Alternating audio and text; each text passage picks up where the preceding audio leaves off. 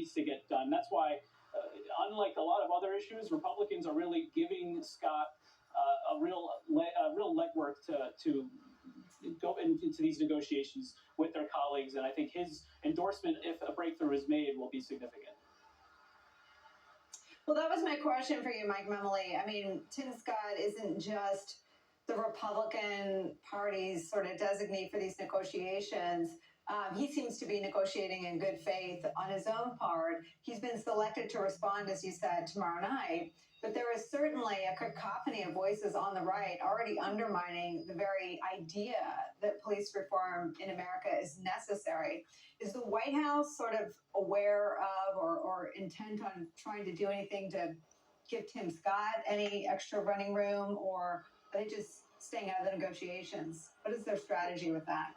Yeah, I mean, the way this was described to me in the transition was that depending on what happened in those Georgia runoffs, the blueprint moving forward for a George Floyd updated Justice and Policing Act would either be the Democratic version from the House that passed last year with some modifications to bring Republicans along, or the Tim Scott version that was proposed last year, introduced in the Senate with some modifications. Now, obviously, Democrats won those runoffs. Democrats do have control, but I think they do see Tim Scott here as an important player. And the stumbling block, though, of course, Nicole, is this issue of qualified immunity. And there was a warning sign today about just how far Tim Scott can go. Leanne Caldwell, our colleague on Capitol Hill, asked Senate Minority Leader Mitch McConnell about where negotiations were heading, and he expressed some concern about that. The White House, for its part today, was asked if they were prepared to compromise on that issue as well. And they said they weren't going to be negotiating from the podium, but that's a very big and important sticking point, and hopefully they're making progress from both sides' perspective. And Carmen, what is your sense of what law enforcement could come to the table and support as well if there's bipartisan consensus around a big police reform package? Well, I think we all recognize that there is a need for significant police reform. Over the last decade, a lot of attempts have been made with this George Floyd Justice Act. I think for policing, I think there's an opportunity to move this forward and analysis. The sticking point, of course, will be that officers will really want to have some sort of immunity in some ways in regards to personal liability if there's a civil rights allegation or violation. And so that is going to be something going to the profession, which is already very tough. It's going to be, something that law enforcement will definitely want to see. On the other hand, those who really want to make sure that there is appropriate accountability will want to see some sort of punitive measure whereby there is no immunity for civil rights violations. I do think there's an opportunity to compromise on that, and it's been stated before, to possibly have the departments be liable and to cover the cost for any civil rights violations, as the departments have the responsibility to train, to teach, and to make sure that they hold officers accountable to behaviors in the field.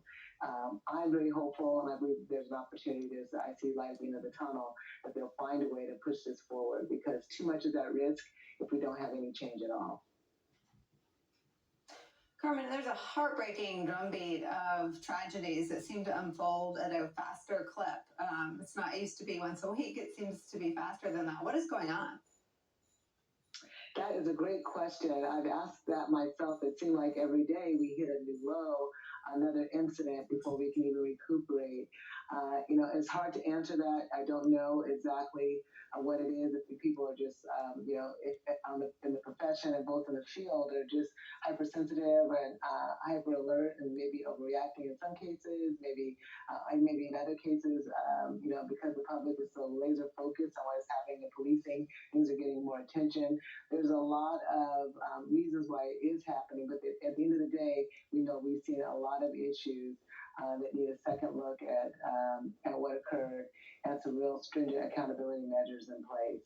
One of the things I will add is that there needs to be continuity in agencies. We have some agencies that release information, some that don't, some that release partial information, some that don't.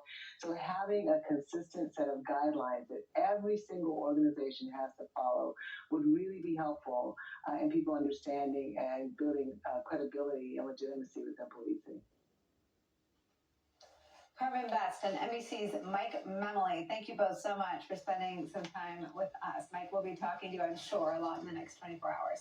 When we come back, the lie put out this week by several conservative outlets about Vice President Kamala Harris may have since been half-heartedly kind of sort of walked back, but the GOP leaders who ran with the lie are still very happy to leave that disinformation out there for all their supporters to see.